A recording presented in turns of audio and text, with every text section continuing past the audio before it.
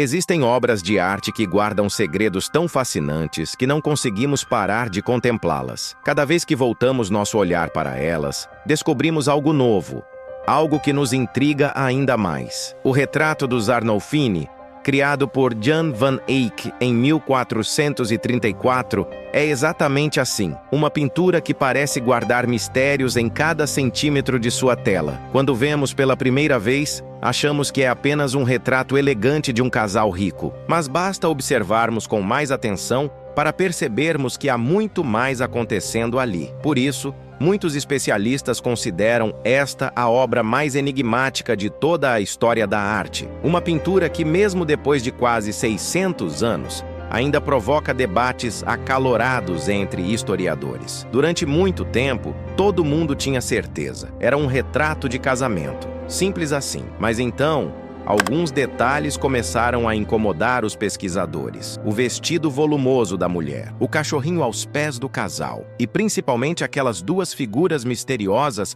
refletidas no espelho ao fundo. O que elas estão fazendo ali? Essas perguntas deram origem a teorias absolutamente surpreendentes. Teorias que podem mudar completamente a forma como você enxerga esta pintura. Prepare-se, porque a história que você está prestes a conhecer é fascinante. Vamos começar do básico. Precisamos nos transportar para o século XV, para a cidade de Bruges, na região que hoje conhecemos como Bélgica. Ali, diante de nós, estão duas pessoas que claramente pertencem à elite da sociedade. Não há como escapar dessa conclusão quando observamos suas roupas. A mulher está envolta em um vestido verde absolutamente magnífico, todo forrado com pele de esquilo. Segundo os especialistas, uma peça dessas poderia exigir até 2.000 peles de animais. Imagina o valor disso na época? Já o homem veste um elegante tabardo de veludo, decorado com peles de marta. Outro símbolo de riqueza e prestígio reservado apenas aos muito poderosos. As mãos deles estão unidas. E repare em algo importante. O homem levanta a mão direita, fazendo um gesto que parece solene, quase ritualístico, como se estivesse fazendo um juramento. Por séculos, praticamente todo mundo concordava. Estamos vendo um casamento sendo celebrado, um registro visual de um dos momentos mais importantes na vida de um casal. Mas em 1934, tudo mudou. O historiador de arte Erwin Panofsky, um dos mais influentes de todos os tempos, propôs algo revolucionário. Para ele, aquela pintura não era apenas um retrato bonito. Era algo muito mais profundo, muito mais ousado. Um documento legal, uma certidão de casamento pintada. E a prova disso, segundo Panofsky, estava escondida em um detalhe que muita gente nem percebe. Olhe com atenção para a parede ao fundo. Lá, bem no centro da composição, há uma inscrição cuidadosamente pintada. Ela diz: Johannes de Eyck Fuit Hic, 1434. Traduzindo do latim, Jan van Eyck esteve aqui, 1434. Agora, preste atenção nisso. Em outras obras, Van Eyck costumava assinar de forma discreta, quase escondida. Mas aqui não. Aqui a assinatura está em destaque, integrada à própria cena, como se fizesse parte do momento retratado. Por que ele faria isso? A resposta de Panofsky foi genial, porque Van Eyck não estava ali apenas como pintor. Ele estava atuando como testemunha oficial do casamento. Na época, testemunhas eram essenciais para validar legalmente uma união. E ao deixar essa inscrição tão evidente, Van Eyck estaria declarando ao mundo: eu vi, eu estava lá, isso aconteceu. Se essa teoria estiver correta, então estamos diante de algo único na história da arte.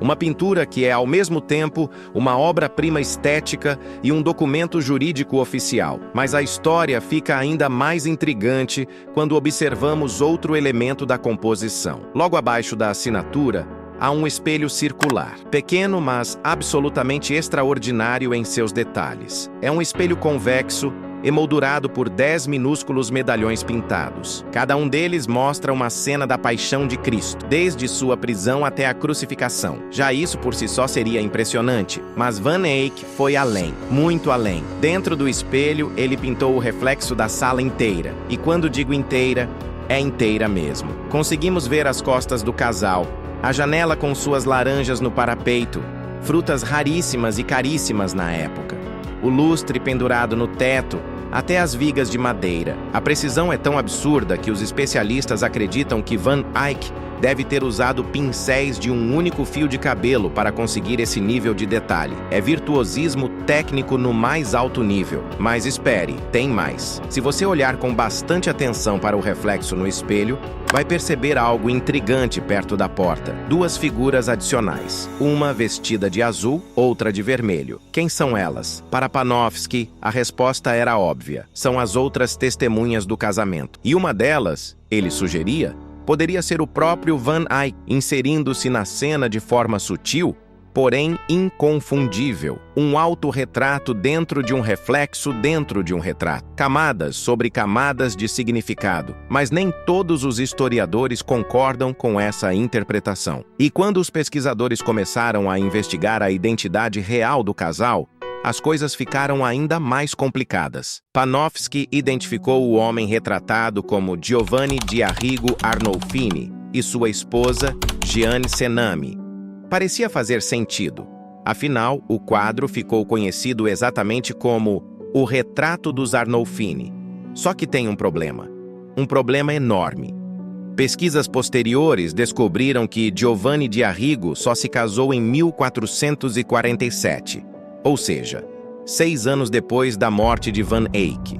Meio difícil pintar o casamento de alguém que ainda não aconteceu, não é? A menos que Van Eyck tivesse uma máquina do tempo, essa teoria simplesmente não funciona. Então os historiadores voltaram aos arquivos e encontraram outro candidato, Giovanni di Nicolao Arnolfini, primo de Giovanni di Arrigo. Este Giovanni era um rico comerciante de tecidos, vindo de Lucca, na Itália, mas que viveu praticamente a vida toda em Bruges. Ele tinha dinheiro, tinha prestígio e estava na cidade na época certa. Se for realmente ele o retratado, então vários elementos da pintura começam a fazer muito mais sentido e também se tornam muito mais perturbadores. Vamos falar do lustre, por exemplo. Repare no lustre de bronze que pende do teto. É uma peça magnífica, pintada com uma riqueza de detalhes impressionante. Van Eyck capturou cada curva, cada reflexo de luz no metal. À primeira vista, parece apenas mais um símbolo de luxo, mas observe com mais cuidado. Há uma vela acesa, apesar de ser dia, e essa vela está posicionada exatamente acima da cabeça do homem. Para Panofsky, isso simbolizava a presença de Deus abençoando o casamento, a luz divina iluminando a união. Mas e do outro lado, acima da mulher, a outra vela? E essa está apagada. Na tradição artística da época, velas apagadas eram símbolos poderosos. Elas representavam a morte, a passagem do tempo, a fragilidade da vida humana, o conceito que chamamos de memento mori. Lembre-se de que você vai morrer. Isso fez alguns estudiosos proporem algo chocante. E se a mulher retratada já estivesse morta quando a pintura foi feita? E se, na verdade, não estivéssemos olhando para um retrato de casamento, mas sim para um retrato memorial? Uma homenagem póstuma de um marido que perdeu sua esposa jovem demais? É uma interpretação sombria, mas os indícios começam a se acumular. Em 2003, a historiadora de arte Margaret Koster sacudiu completamente o debate acadêmico. Ela rejeitou a teoria do casamento de Panofsky, chamando-a de improvável. E então ela apresentou evidências documentais que mudaram tudo. Koster descobriu nos arquivos históricos que a primeira esposa de Giovanni di Nicolao Arnolfini se chamava Costanza Trenta e que ela havia morrido em 1433, apenas um ano antes da data inscrita na pintura. Mais que isso, todos os registros indicam que Costanza morreu durante o parto. De repente, vários elementos da obra ganham um significado completamente novo e muito mais triste. Olhe para a cadeira de madeira atrás da mulher. No topo da coluna, há uma pequena escultura entalhada, uma figura feminina pisando sobre um dragão. Koster identificou essa figura como Santa Margarida, a santa padroeira das mulheres grávidas. Segundo a lenda,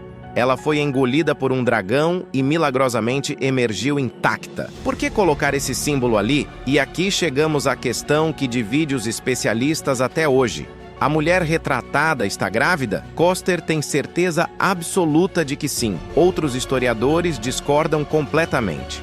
Veja bem, o vestido dela é realmente muito volumoso na região do ventre. Mas será que isso é uma evidência de gravidez ou apenas o estilo da época? Entre as pessoas ricas do século XV, era moda usar vestidos longos com muito tecido franzido na frente. Criava-se propositalmente esse volume. Tanto é verdade que, em outra pintura de Van Eyck, a Virgem Maria aparece com um manto azul igualmente volumoso. E, obviamente, ela não deveria estar grávida naquela representação. Além disso, Giovanni di Nicolau era um comerciante de tecidos. Então, faria todo sentido que ele exibisse a qualidade e quantidade de seus produtos através das roupas luxuosas de sua esposa. Uma propaganda ambulante, por assim dizer. Mas mesmo que o volume do vestido seja apenas moda, a teoria do retrato memorial continua de pé.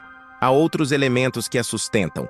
Por exemplo, o cachorrinho aos pés do casal. Panofsky via aquele pequeno cão como um símbolo de fidelidade conjugal. E realmente, cães eram usados com esse significado na arte da época. Mas Coster aponta para outra tradição. Em túmulos e monumentos funerários do século XV, era comum colocar a figura de um cão aos pés das mulheres falecidas. O cão não era apenas símbolo de fidelidade, era também um guardião espiritual destinado a acompanhar a alma da pessoa amada para o além. E tem mais.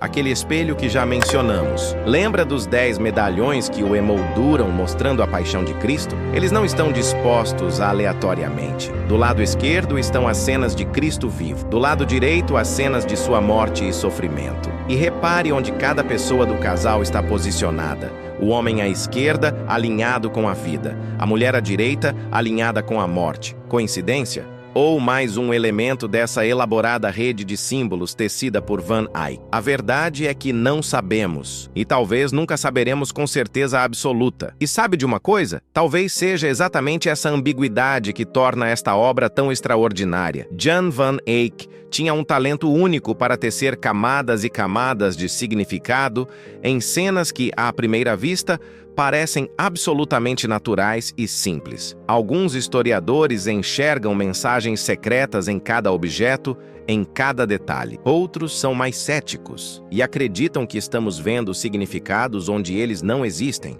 Mas independentemente da interpretação correta, se é que existe uma interpretação correta, nada diminui a beleza hipnotizante desta pintura. A maestria técnica com que Van Eyck capturou a luz, as texturas, os reflexos, a forma como ele fez uma cena parecer tão viva, tão presente, que sentimos que poderíamos entrar naquela sala. É arte no mais alto nível. É técnica impecável a serviço de uma visão profundamente humana. E o mistério? O mistério continua vivo, quase 600 anos depois.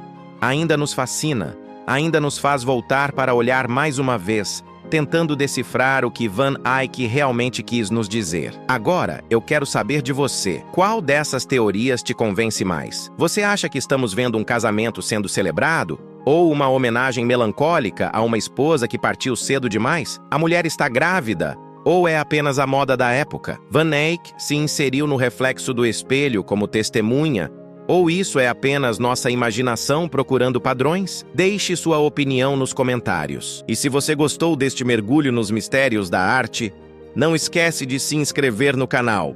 Tem muito mais história fascinante vindo por aí. Até o próximo vídeo.